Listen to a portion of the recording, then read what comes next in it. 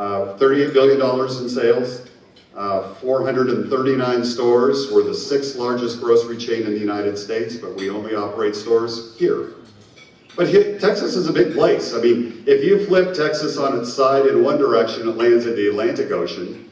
And if you flip Texas on its side on the other way, it lands in the Pacific Ocean. From here, it's a longer drive to El Paso than it is from El Paso to San Antonio. So it's a big place. We're vertically integrated. We make a lot of our own stuff. We make bread, we make ice cream, we cut our own meat, we make milk. We're the largest exporter of tortillas to Mexico. I'm not sure what that means, but we send a lot of them over there. We have 130,000 people who work for us. I guess what makes us unique, and this shows our market share in each market that we operate. When I joined HEB in 1990, I asked a friend of mine that I knew in Dallas, where I was living at the time, what's it like to work for HEB? What's HEB like? He said, in San Antonio, you don't go to the supermarket, you go to HEB. And if you can look, our market share in San Antonio is 78%. And if you go to Waco or to Corpus Christi, our market share is 83%. And so we started what Florence Budd did is she put stores back when there was no air conditioning where nobody wanted to live. And then air conditioning came along and y'all started to move to Texas. And I urge you guys to come because I need the business. And Brian could use the help, so come on down. But we compete against people who are, like Walmart's 17 times bigger than us. Amazon's 45 times bigger than us. For many years I would go to bed at night and say, dear God, please don't let Walmart squish us like a bug, amen. And what's happened is, like, how do you compete with somebody that big? And our marketing strategy in 4 words is this: sell shit they don't. Because if we sell the same things that Walmart does, is they're so much bigger that they have economies that we don't. So let me show you a couple of examples.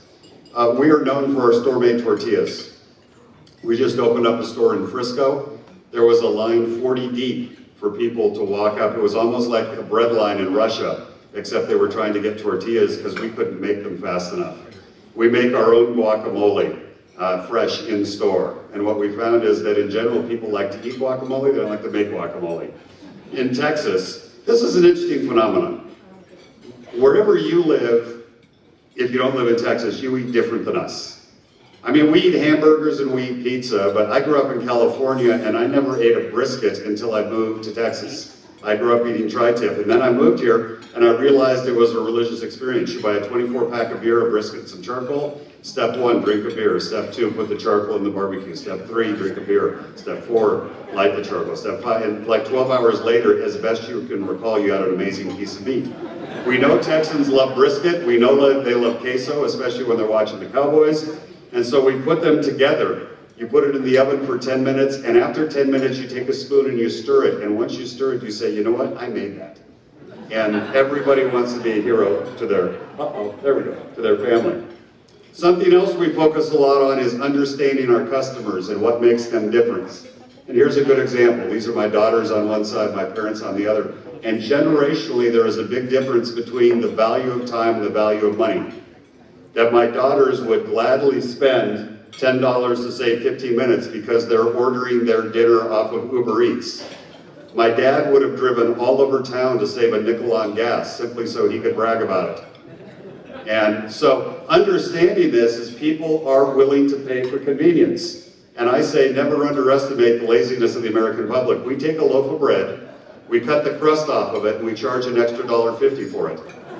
And I called the buyer and I said, really, you've gone too far. And he said, oh, have I? He said, I'll sell 1 million loaves this year.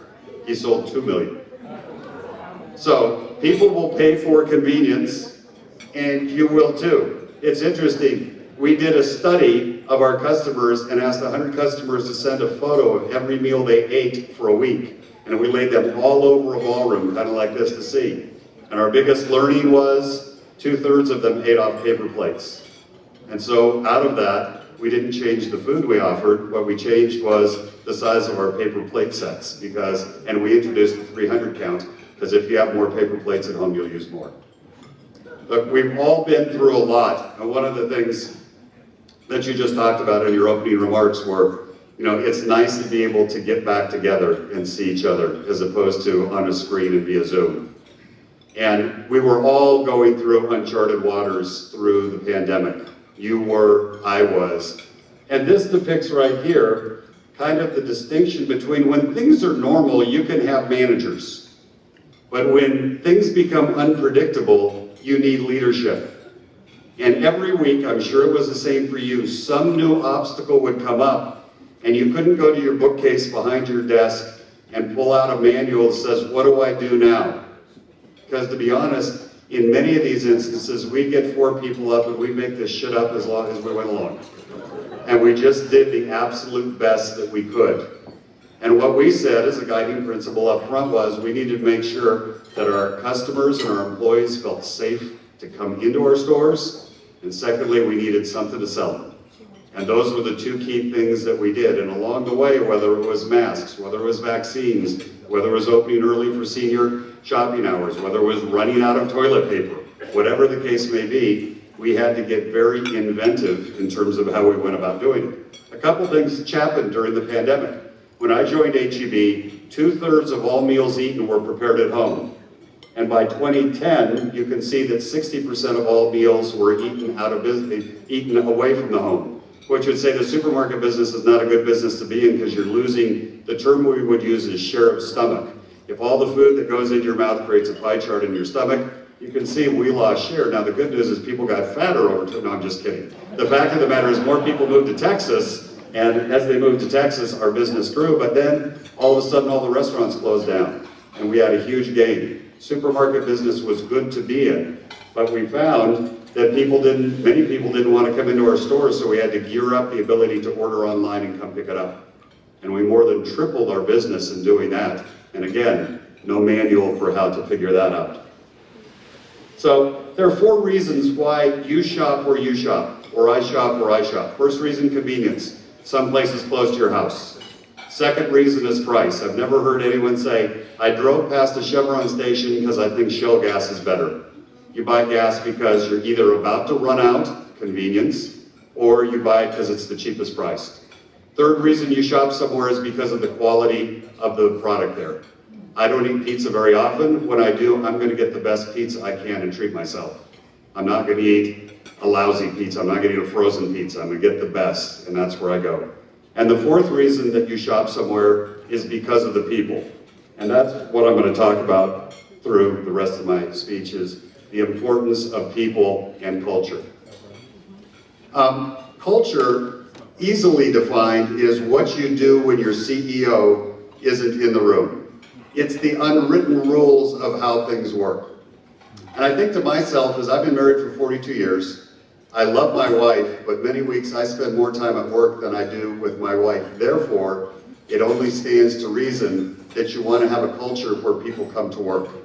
And every business has a culture. Enron had a culture. They didn't manage it. All businesses look at strategy. Your business has a strategy in terms of what you're going to do around making your numbers, looking at recidivism, looking at retention. There's a strategy associated with that. But many organizations don't pay a lot of attention to the culture. And the culture acts as a fletching on a strategy arrow that allows it to go faster and allows it to go higher. And I'd offer one of the things we do at HEB is we tend to our culture every single week. Tomorrow we'll announce a $200 per employee bonus that will cost us $37 million because rather than looking at how little we can pay our people, we look at how much can we pay them, and they've worked very hard this year. Another piece of our culture is curiosity. But curiosity is an interesting thing because we all have our own way of seeing the world. We all have our own way of how we think things should be done. And the older you get, I'm 65, the more you get locked into thinking, oh, well, the way I think about it is the way it should be. But what happens is if you're curious about how the world operates, how other prisons operate, how other industries operate, and what can you learn from them, then you find out that you actually become a bigger person. When I went to school and I copied off my neighbor's paper, I got kicked out. When I got into the business world and I plagiarized, I got promoted. And I've had a 40-year career of trying to find better ways to do something by copying someone else. And a piece of that is using these two things. They're called ears. And you know, if you rework the letters in the word listen, it says silent. And so here are a couple of examples of what's happened at H-E-B. We have a store in Houston that we were going to open up that was in a predominantly Jewish area. And my store manager, who's on the left there, he said, you know, I've been reading about people who eat kosher, and it strikes me that it's a lot like having to eat gluten-free. Because you want variety, it's just that it's not available. And he said, I think we should study it more before we open. And so we sent him to live in Brooklyn for 3 weeks. He lived in a kosher hotel. He hung out with this guy, who obviously is a rabbi. And when he came back, we went to work on developing products specifically for the kosher customer. Not to say that kosher customers were 50% of our clientele. Not to say that Jewish customers, because only a segment of Jewish customers keep kosher, make up 50% of our clientele. But we offer kosher sushi, we offer kosher tortillas. A religious figure has to cut kosher meat. We have 3 of them in our store. And what the clientele in that area realized was that because we respect them, that they want to give us their business. And it was because we listened to him. You know, everybody has 4 ideas. Everybody. Throughout your organization, throughout my organization. 2 of them suck. 1 of them is probably pretty good. And if you listen hard enough to people, they will share their good ideas with you, and especially those who are closest to the work, because the higher up you go in the organization, the more detached. One of the questions I ask on every store visit to someone is, if you and I could change jobs tomorrow, and you were in charge of H-E-B, what is the first thing you would do to make your job easier? And I write it down. And it takes a big burden off me from having to figure it out. Now, this is one of my favorite stories.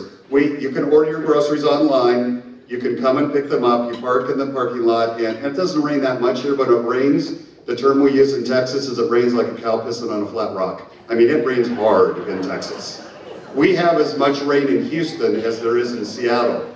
It just all comes in 6 days. It comes down hard.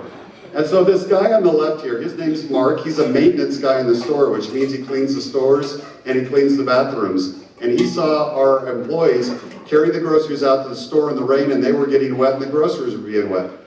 So he had a shop in his house, and he went home and he built that canopy. And he came back in. This is a guy who earns $19 an hour. Nobody asked him to do it. And so I went up to see him because I heard about it, and he said, you know, this one cost me $205, but I've got one, I think I could do it for $185. At our core, we all want the opportunity to make a difference. Doesn't matter if you're a correction officer, doesn't matter if you're a warden, doesn't matter if you're a maintenance man, doesn't matter if you're me. We want the opportunity and the chance to make a difference. And the reality is, within our culture, what we do is we work hard to listen to people, and we will roll this idea out to each and every store because he cared enough to make it happen. And it was a good idea. We were going to roll it out as a bad idea. But now he feels that he's part of a movement, and what he does is not a job, but he feels emotionally linked to what it is that he does. Adam Grant is a business writer, and he says it takes curiosity to learn. That's what I just talked about. But the flip side of curiosity is that it takes courage to unlearn.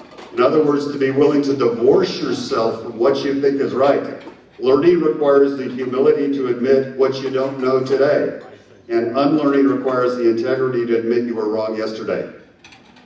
The idea of not being curious as I get older scares the shit out of me, because I'm afraid I will become irrelevant and become complacent.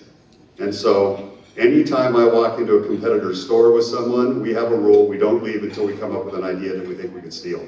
Sometimes you gotta stay in them for a long time to figure something out. But there's something to learn everywhere. Second thing that we do at H-E-B is we focus a lot on persistence.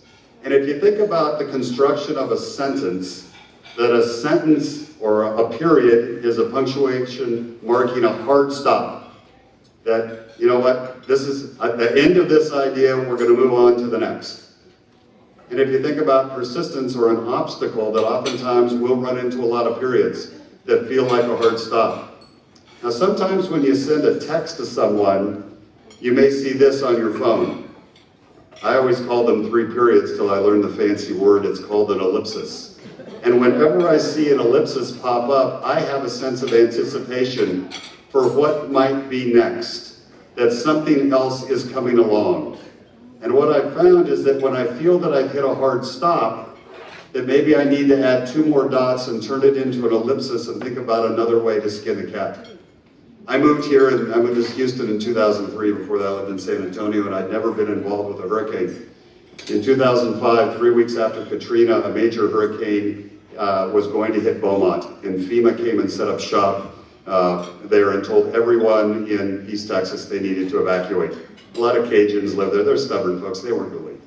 So the hurricane hit, lost all electricity, and FEMA said no one is allowed to come into this area. They shut down I-10. Well, I had 9 stores that had lost power, and it was 90 degrees outside. And let me tell you, produce, when it sits in a store at 90 degrees without any refrigeration, can get rancid pretty quick. And so I chartered a helicopter to go over to meet with FEMA so I could get in, and they would meet with me. So I went back, and I rented 3 buses and put 50 people on each bus. Got a Cadillac Escalade. Somebody had a flashing blue light.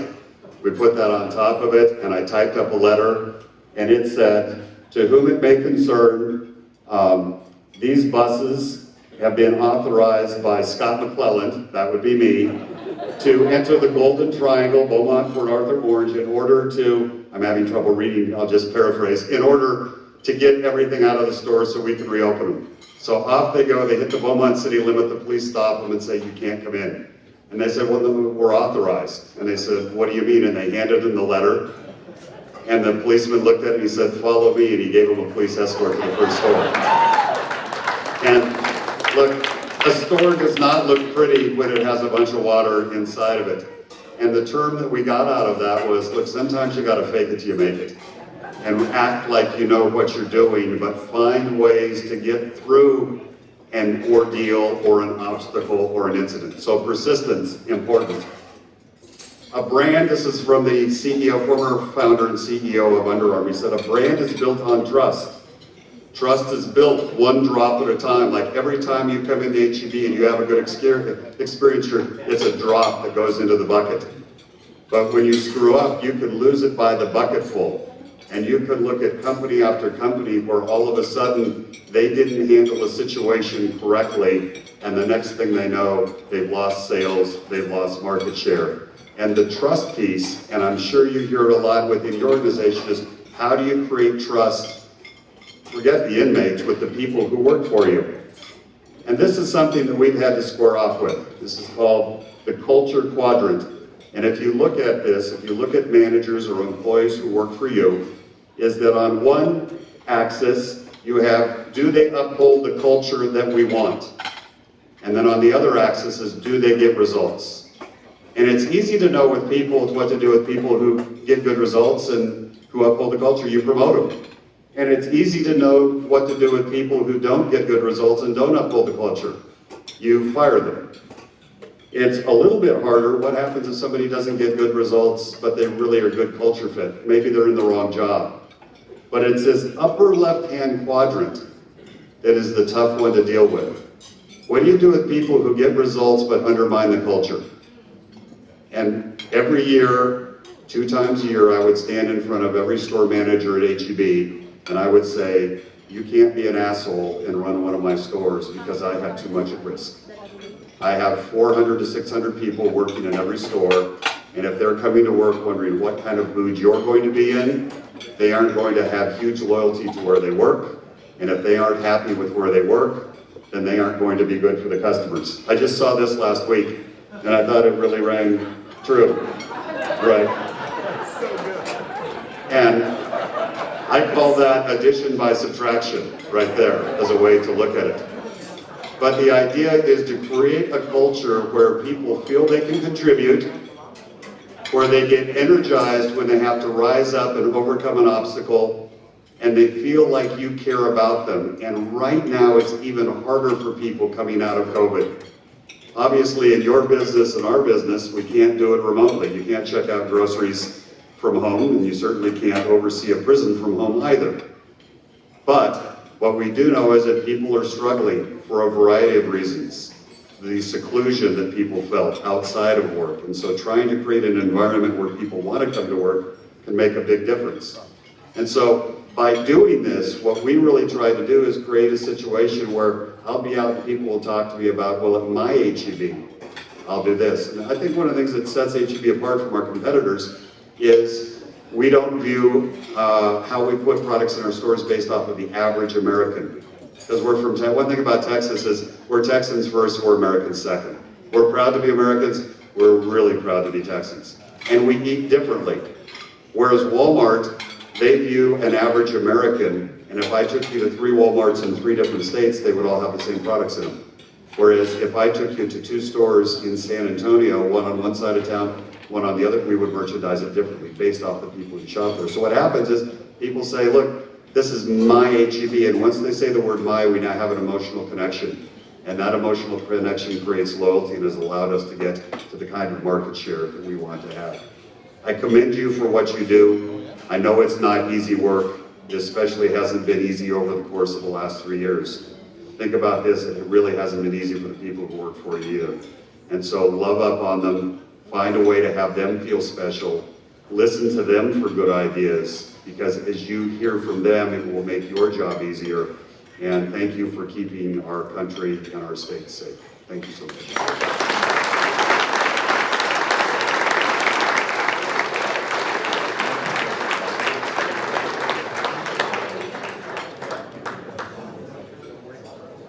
Did he nail it or what? I think that deserves another one.